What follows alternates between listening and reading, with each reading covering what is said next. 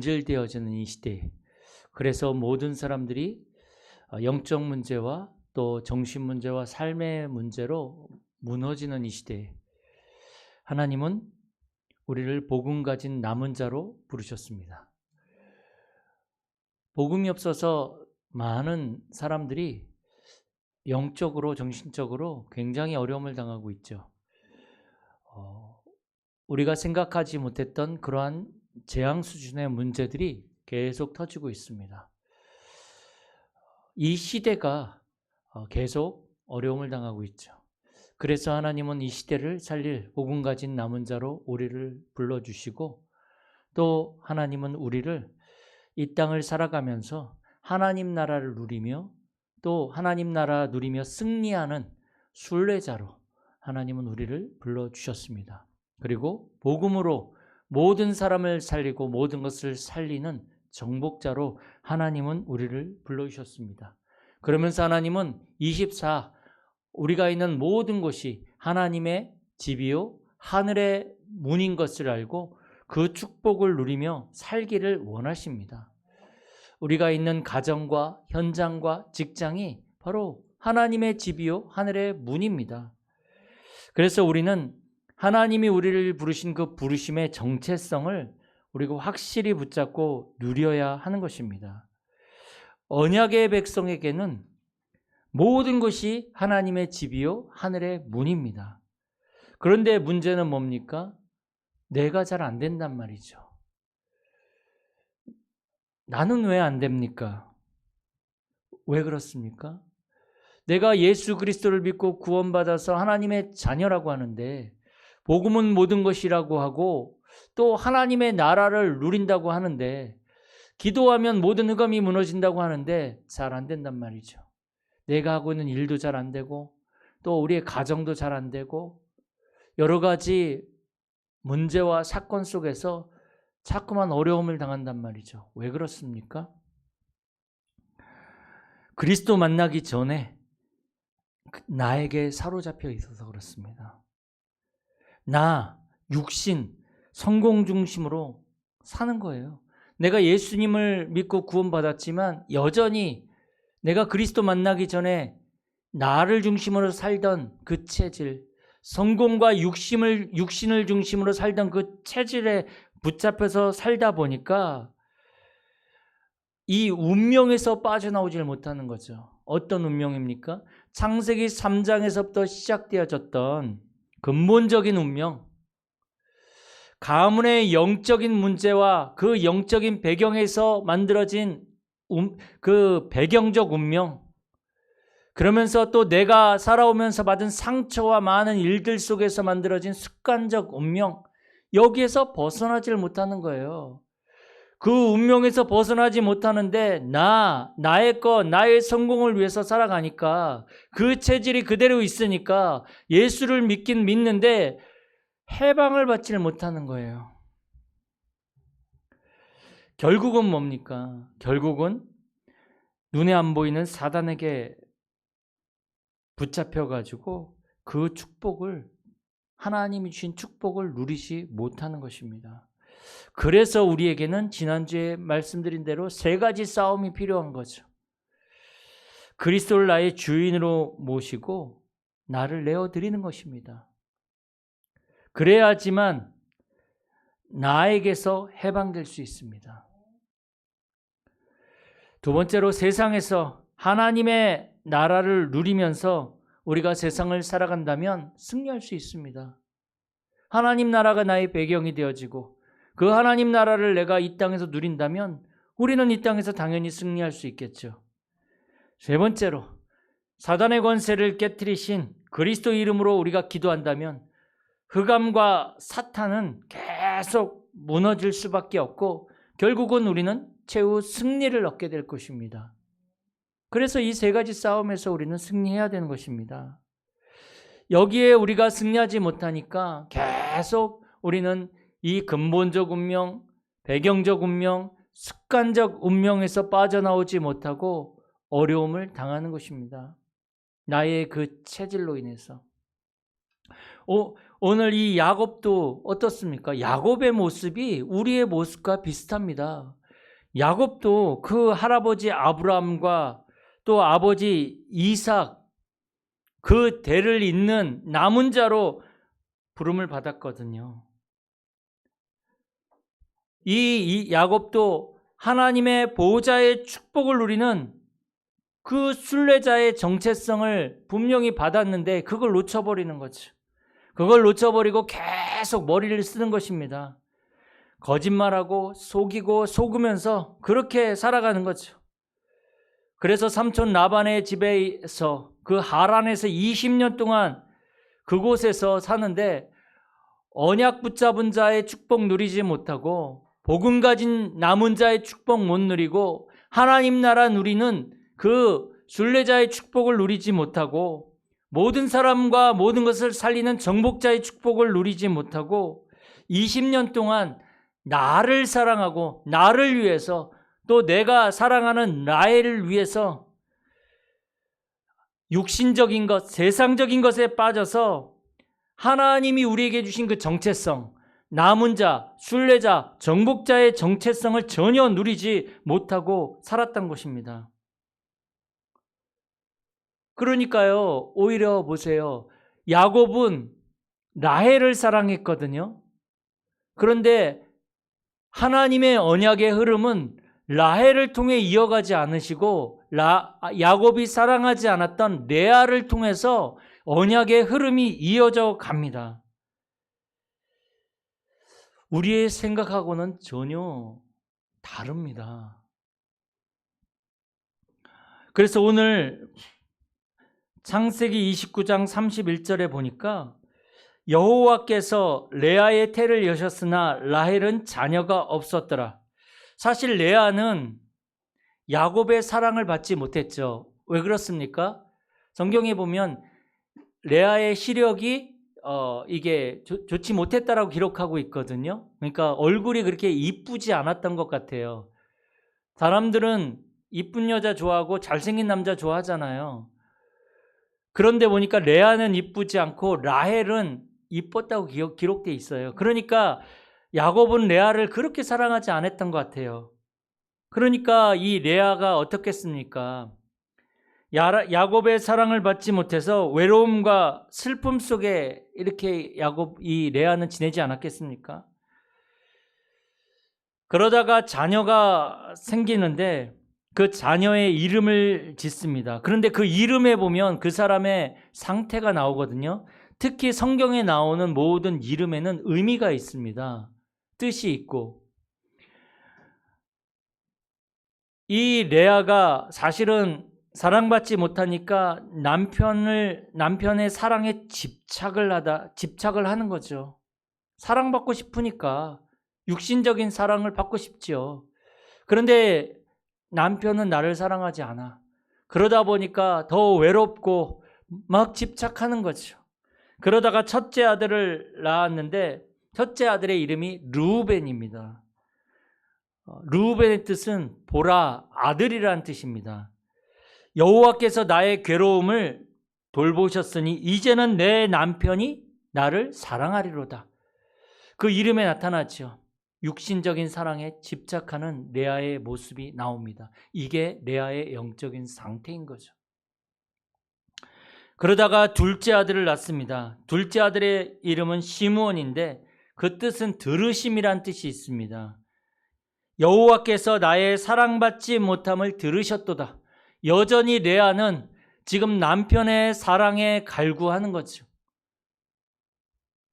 그러다가 셋째 아들을 낳고 이름을 레위라고 이렇게 이름을 짓습니다. 그 뜻은 연합하다라는 뜻인데 새 아들을 이제 내가 낳았으니 내 남편이 지금부터 나와 연합하리로다. 여전히 남편의 사랑을 갈구하며 남편의 사랑에 집착하는 모습을 보여주는 거죠. 그러다가 오늘 본문에 보면 이제 넷째를 임신하고 뭐라고 하냐면 내가 이제는 여호와를 찬송하리로다 하고 그의 이름을 유다라 하였으니 드디어 이제 이 레아가 남편의 사랑, 육신적인 것, 세상적인 거에 집착하지 않고 드디어 영적인 것을 바라보기 시작합니다. 하나님을 바라보기 시작한 거죠. 그 전에는 어떻게 보면 세상적인 거, 나의 것, 나의 성공을 위해서 살아가던 내 인생이 드디어 하나님의 소원과 하나님의 계획을 향해 이제 눈이 띄어지기 시작하는 거죠. 육신적인 것, 성공을 위해서, 세상적인 것을 위해서만 살아가다가 어느 날 나를 향하신 하나님의 소원과 하나님의 그 계획이 보여지기 시작하는 것입니다.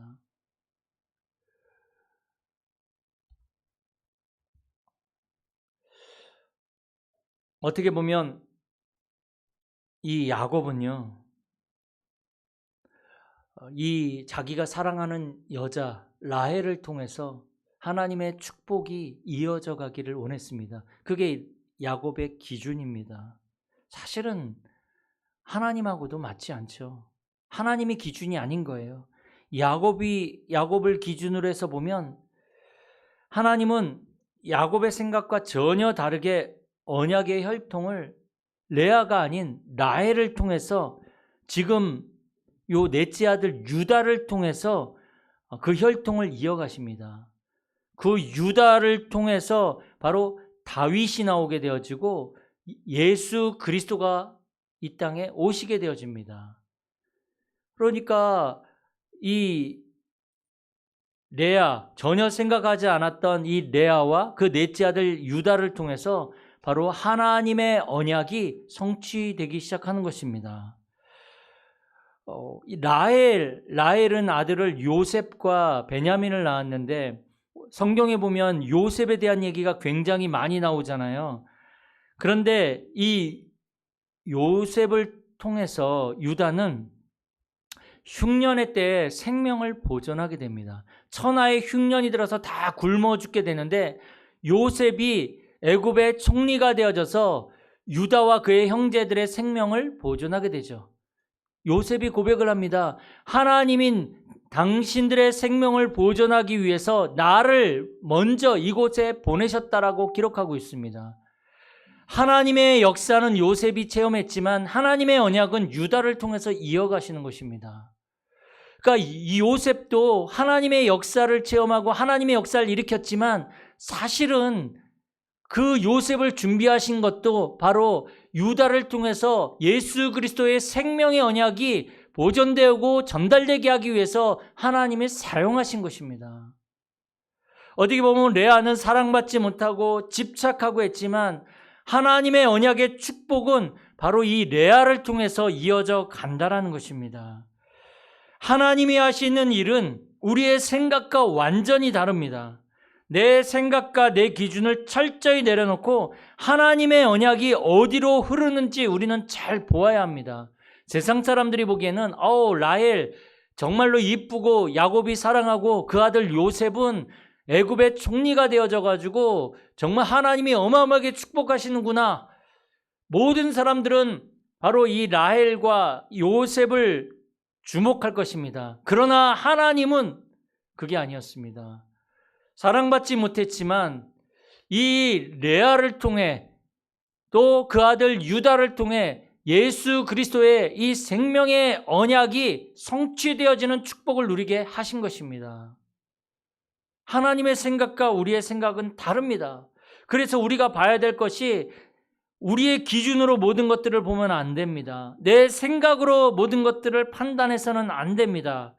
하나님의 언약이 어디로 흐르고 있는지 그것을 우리가 정확히 볼 수 있어야 되는데 그래서 우리는 예배 때 하나님의 언약의 말씀이 어떻게 선포되어지는지 정확하게 붙잡고 그 말씀을 내 마음에 담아서 언약의 흐름 속으로 들어가야 됩니다.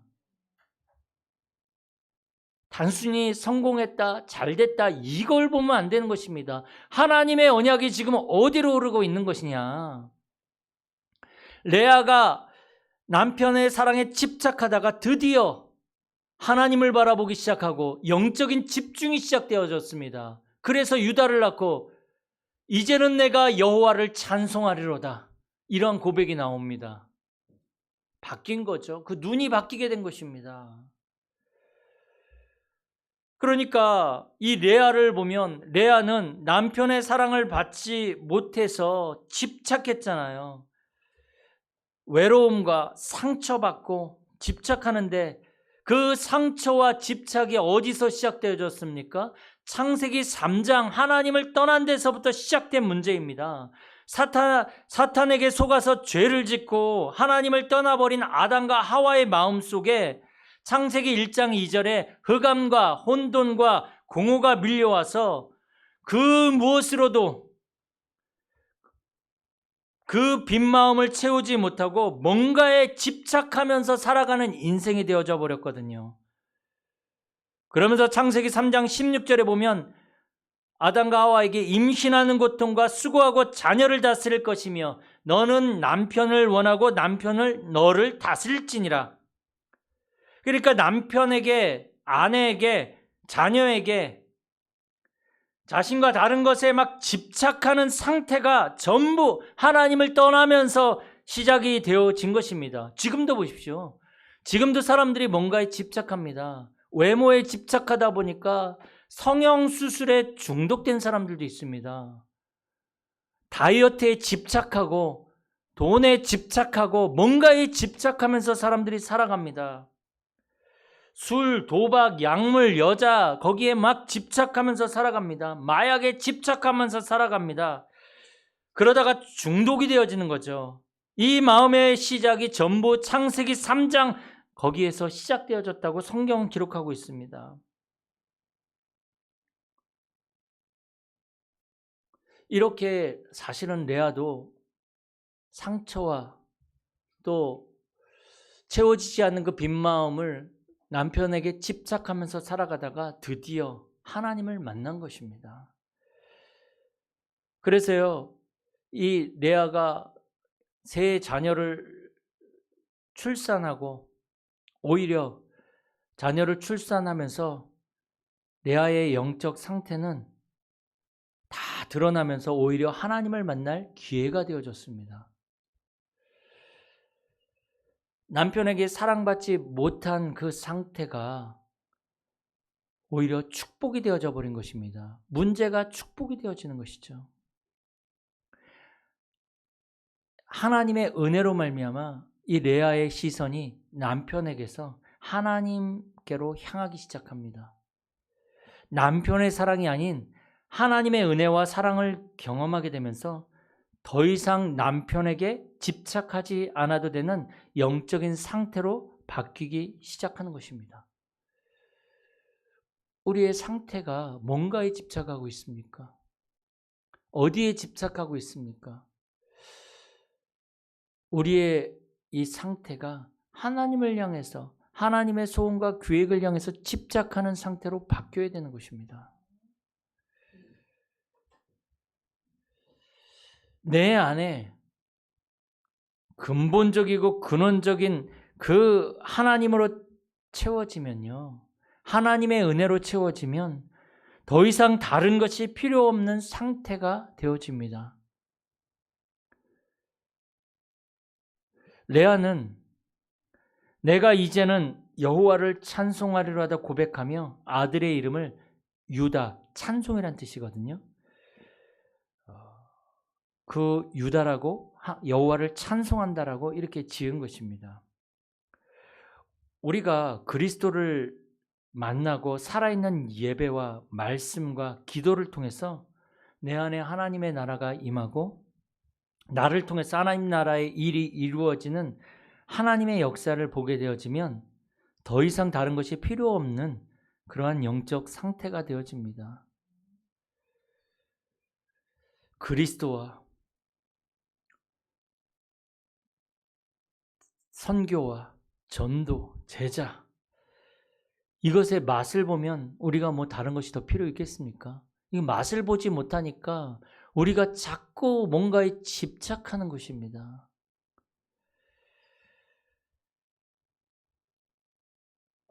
성경에 보면 다윗은 시편 23편에 여호와는 나의 목자시니 내게 부족함이 없으리로다 이렇게 고백을 합니다.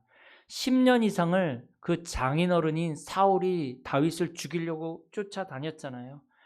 다윗은 사울 왕을 피해서 도망 다녔는데 도망 다니면서 하나님의 역사를 체험하면서 더 이상 다른 것이 필요 없는 그러한 상태가 되어졌습니다.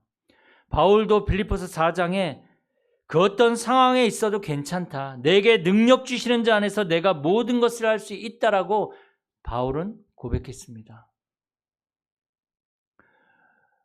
욥기에 보면 욥이 사탄의 공격으로 말미암아 재산을 다 잃어버리고 자녀들도 사고로 다 죽고 몸에 악한 질병까지 얻게 되어진 일들이 생깁니다. 그런데 욥기서 1장에 보면 하나님이 그것을 사탄에게 허락하시고 하나님께서 그것을 지켜보시는 장면이 나옵니다. 그 이유가 뭡니까?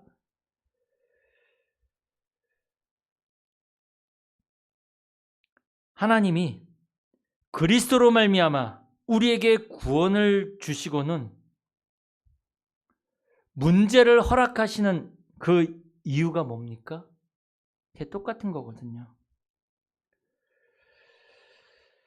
하나님이 우리를 구원하시고 우리에게 문제를 주신 이유, 그 욥이 동방의 의인인 욥에게 하나님께서 고난을 허락하시는 이유 도대체 뭡니까? 하나님이 그리스도로 말미암아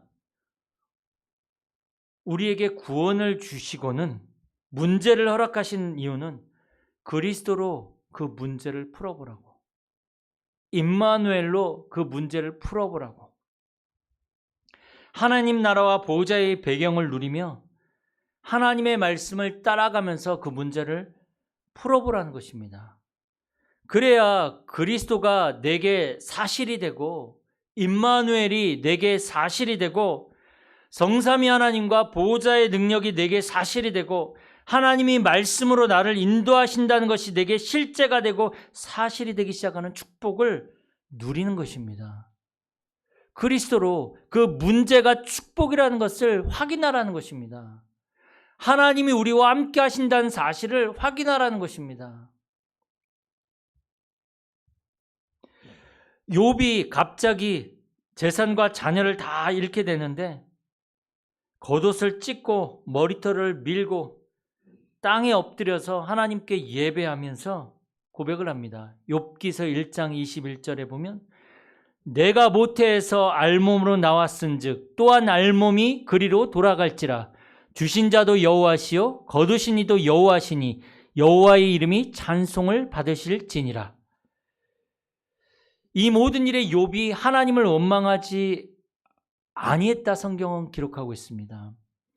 욥이 발바닥에서부터 정수리까지 종기가 생겼는데 이 재 가운데 앉아가지고 이 질그릇 조각으로 이 온몸을 긁었다라고 성경은 기록하고 있거든요. 그런데 욥기서 19장 25절에서 26절에 보면 욥이 또 고백을 합니다. 지금 육신적으로 굉장히 고난당하고 있는 그런 상태에서 고백을 하는데 내가 알기에는 나의 대속자가 살아계시니 내 가죽이 벗김을 당한 후에 내가 이 육체 밖에서 하나님을 보리라. 그러면서 욥기 23장 10절에 나의 가는 길을 오직 그가 아시나니 그가 나를 단련하신 후에는 내가 정금같이 나오리이다. 욥은요 언약을 붙잡고 하나님을 바라보면서 문제를 통과했는데 욥기서 42장 5절에 보니까 내가 주께 대하여 귀로 듣기만 하였사오나 이제는 눈으로 주를 배움나이다. 이렇게 고백을 합니다. 이론과 지식이 아닌 하나님을 사실적으로 그 문제 속에서 만나게 된 것입니다. 욥이 정말로 하나님을 잘 믿었던 사람이거든요. 그런데 욥이 그 문제를 통해서 뭐라고 고백을 합니까? 내가 주께 대하여 귀로만 내가 듣기만 했는데 이젠 눈으로 주를 배움나이다. 이론과 지식이 아닌 진짜 살아계신 하나님을 이 문제를 통해서 만난 것입니다. 저와 여러분들에게 여러 가지 문제와 어려움이 왔다. 이제는 이론과 사람들이 얘기하는 그러한 그리스도가 아니라 나의 그리스도로, 나의 모든 문제 해결자로 내가 사실적으로 만날 수 있는 중요한 그 시간인 것입니다. 문제가 왔을 때 하나님께는 분명히 답이 있기 때문에 우리는 그 문제를 놓고 말씀과 기도에 완전히 집중해야 되는 것입니다. 그래서 이제 우리는 우리의 영적인 상태를 바꾸는 제한된 집중을 시작해야 합니다. 사실 레아가 사랑을 받지 못하기 때문에 하나님께 제한된 집중이 시작된 것입니다. 바라볼 데가 없어요. 남편도 나를 사랑하지 않지. 더 이상 의지할 게 없는 거죠. 하나님을 바라볼 수밖에 없는 것이죠. 많은 것이 필요한 상태가 아니고 다른 것이 정말로 필요 없는 상태로 우리가 바뀌어지게 될 것입니다. 언제까지 우리가 하나님의 역사를 구경하고 뭔가에 집착하면서 우리의 인생을 허비할 것입니까? 결론적으로 이제 우리는 5가지 기도 제목을 붙잡고 기도하면서 사실적으로 우리는 하나님을 만나야 되고 응답을 누려야 되겠습니다. 우리는 날마다 첫 번째로 그리스도의 삼중직 언약을 붙잡고 매일 기도해야 합니다. 두 번째로 성삼위 하나님이 나의 하나님이요 나와 함께 계시니 성삼위 하나님의 영으로 나를 충만하게 하옵소서. 세 번째로 시공간을 초월하는 보호자의 능력으로 나와 관계된 모든 것에 흑암이 무너지게 하여 주옵소서. 네 번째로 하나님이 우리의 강단과 또 우리의 기도 수업 말씀을 통해서 주시는 그 말씀 속에서 말씀을 정확하게 언약으로 붙잡고 내 마음에 각인시키고 집중하면서 그 말씀을 붙잡고 정말로 계속 기도하시기 바랍니다. 그리고 5번째로 부활하신 예수님이 마지막에 주신 절대 사명. 모든 민족으로 제자를 삼아라. 만민을 치유해라. 내 어린 양을 먹여라. 땅끝까지 내 증인이 되리라. 이 사명을 붙잡고 정말 기도하시기 바랍니다. 다른 것이 필요 없는 상태로 하나님은 우리를 바꾸실 것입니다. 정말로 이 언약을 붙잡고 기도하는 사람 한 사람만 나오면 우리의 가문과 지역과 가정과 교회는 살아나게 될 것이고 한 나라와 전 세계를 살리는 일에 우리는 쓰임받게 될 것입니다. 특별히 우리의 필리핀을 놓고 이 한 나라를 놓고 우리가 기도할 때 하나님은 그 나라가 살아나는 그 응답을 우리에게 분명히 보여줄 것입니다. 이번 한 주간도 정말로 하나님께 집중하면서 문제를 통해서 정말로 그리스도를 만나고 문제를 통해서 하나님 나라를 누리고 문제를 통해서 이제 우리는 성령의 역사를 체험하면서 다른 것이 필요 없는 그 영적인 상태로 이번 한 주 우리가 바뀌어져야 되겠습니다. 이 땅의 문제는 하나님 떠난 문제입니다. 그래서 우리에겐 진짜 복음이 필요합니다. 그래서 복음으로 충만해진다면 우리는 다른 것이 더 이상 필요 없습니다. 이번 한 주간도 이 복음으로 모든 것들을 누리고 모든 것을 살리는 축복 누리는 우리 성도님들이 되어주길 축복합니다. 살아계신 하나님 감사드립니다. 이번 한 주간도 오직 그리스도로 더 이상 다른 것에 집착하지 않으며 다른 것이 필요 없는 영적인 상태로 바뀌어지는 한 주간이 되게 하여 주옵소서. 주 예수 그리스도의 이름으로 기도드립니다. 아멘.